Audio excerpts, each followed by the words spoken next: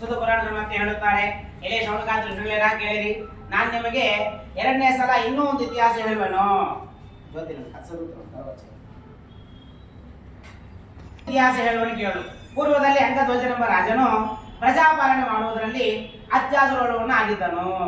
ಹೇಗೆಂದರೆ, ಅಂಗಧ್ವಜನೆಂಬ ರಾಜನು ಸತ್ಯನಾರಾಯಣ ಸ್ವಾಮಿ ವ್ರತದ ಪ್ರಸಾದ ತ್ಯಾಗ ಮಾಡಿದ ದಶೆಯಿಂದ ಅತಿಯಾದ ದುಃಖವನ್ನು ಹೊಂದಿದ್ದನು. ಆತನು ಒಂದು ದಿನ ಅರಣ್ಯದಲ್ಲಿ ಬೇಟೆಯಾಡುತ್ತಾ ಮೃಗಗಳನ್ನು ಸಂಹಾರ ಮಾಡಿ ತನ್ನ ನಗರ ಸಮೀಪವಾದ ಒಂದು ವಟ ವೃಕ್ಷದ ಸಮೀಪದಲ್ಲಿ ಬಂದು ನಿಲ್ಲುವವನಾದನು. ಅಲ್ಲಿ ಗೋಪಾಲಕರು ತಮ್ಮ ಬಂಧುಗಳಿಂದ ಕೂಡಿ ಸಂತುಷ್ಟರಾದವರಾಗಿ ಭಕ್ತಿಯುಕ್ತ ಅಂತಃಕರಣ ಉಳ್ಳವರಾಗಿ ಸತ್ಯನಾರಾಯಣ ಪೂಜೆಯನ್ನು ಮಾಡುತ್ತಿದ್ದರು. ಇದನ್ನು ನೋಡಿದ ಆ ರಾಜನು ಅಹಂಕಾರದಿಂದ ಅಲ್ಲಿಗೂ ಹೋಗಲೂ ಇಲ್ಲ ಮತ್ತು ಆ ಸತ್ಯನಾರಾಯಣ ಕುರಿತ ನಮಸ್ಕಾರವನ್ನು ಕೂಡ ಮಾಡಲಿಲ್ಲ. ಆದರೂ ಸಮಸ್ತ ಗೋಪಾಲಕರೆಲ್ಲರೂ ಕೂಡ ಸತ್ಯನಾರಾಯಣ ಪೂಜೆಯ ಪ್ರಸಾದವನ್ನು ರಾಜನು ನೀಡಲು ರಾಜನ ಪ್ರಸಾದ ಪರಿತ್ಯಾಗವನ್ನು ಮಾಡಿದ ಕಾರಣ ಅದೇ ದುಃಖವನ್ನು ಹೊಂದಿದನು. ಆ ರಾಜನ 100 ಮಂದಿ ಮಕ್ಕಳು ಧನಧಾನ್ಯ ಮೊದಲಾದ ಐಶ್ವರ್ಯವೆಲ್ಲವೂ ನಾಶವಾಯಿತು.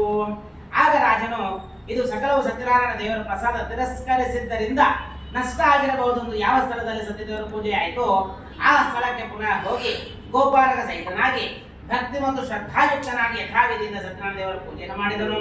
ನಂತರ ರಾಜನು ಸತ್ಯನಾರಾಯಣ ದೇವರ ಪ್ರಸಾದದ ದಸೆಯಿಂದ ಧನಧಾನ್ಯ ಪುತ್ರಾದ ಐಶ್ವರ್ಯ ಪುನಃ ಹೊಂದಿದವನಾಗಿ ಈ ಲೋಕದಲ್ಲಿ ಸುಖವನ್ನು ಅನುಭವಿಸಿ ಅಂತ್ಯ ಕಾಲದಲ್ಲಿ ಸಾಕ್ಷಾತ್ ವೈಕುಂಠ ಲೋಕವನ್ನು ಹೊಂದಿದನು.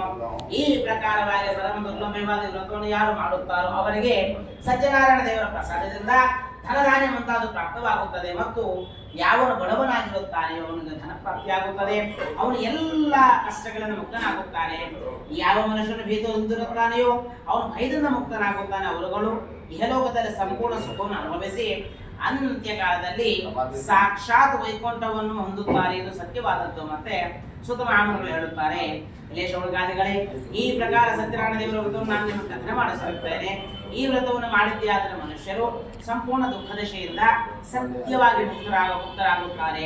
ಕಲಿಯುಗದಲ್ಲಿ ಈ ಸತ್ಯನಾರಾಯಣ ಪೂಜೆ ವಿಶೇಷವಾಗಿ ಕೋರಿದ ಫಲವನ್ನು ಕೊಡತಕ್ಕಂಥದ್ದು. ಈ ಸತ್ಯನಾರಾಯಣನನ್ನು ಕೆಲವರು ಕಾಲವೆಂದು ಹೇಳುತ್ತಾರೆ, ಇನ್ನು ಕೆಲವರು ಸತ್ಯದೇವರು ಎನ್ನುತ್ತಾರೆ.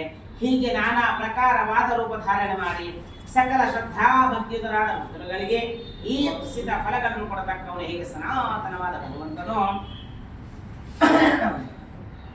ಕಲಿಯುಗದಲ್ಲಿ ಸತ್ಯನಾರಾಯಣ ರೂಪವನ್ನು ಧರಿಸಿರುತ್ತಾನೆ ಎಂದು ಸೂತರು ಹೇಳುತ್ತಾರೆ. ಮುನಿಗಳೇ, ಯಾರು ಈ ಸತ್ಯನಾರಾಯಣ ಸ್ವಾಮಿ ವ್ರತವನ್ನು ಶ್ರವಣ ಮಾಡುತ್ತಾರೆ ಅಥವಾ ಪಠನೆ ಮಾಡುತ್ತಾರೋ ಅವರ ಸಮಸ್ತವಾದ ದುಃಖವು ಸತ್ಯದೇವರ ಪ್ರಸಾದದಿಂದ ನಾಶ ಹೊಂದುವಂಥದ್ದಾಗಿ ಸುಖದಿಂದ ಇರುತ್ತಾರೆ. ಇದರಲ್ಲಿ ಸಂಶಯ ಇಲ್ಲವೆಂಬುದಾಗಿ ಸೂತ ಪುರಾಣಿಕರು ಶೌನಕಾದಿ ಋಷಿಗಳಿಗೆ ಹೇಳಿದರ ಮೇಲೆಗೆ ಸ್ಕಾಂದ ಪುರಾಣದ ರೇವಾಖಂಡದಲ್ಲಿನ ಸತ್ಯನಾರಾಯಣ ಸ್ವಾಮಿ ಕಥೆಯ 5ನೇ ಅಂದರೆ ಕಟ್ಟಕಡೆಯ 5ನೇ ಅಧ್ಯಾಯವು ಸಂಪೂರ್ಣವಾಯಿತು. ಪೂಜಿತೋ ಯಸ್ಸುರೈರಪಿ ಸರ್ವ ವಿಘ್ನಚ್ಛಿದೇ ತಸ್ಮೈ ಗಣಾಧಿಪತಿ. ದೀಪ ಇದೆ, ಹುಷಾರಮ್ಮ. ನಮಗೆ ದೀಪ ಇದೆ ಅಂತ ಗೊತ್ತು. ದೀಪಕ್ಕೆ ನಾನು ಜೈ ಜಗನ್ಮಾತೆ ಅಳಿಯ.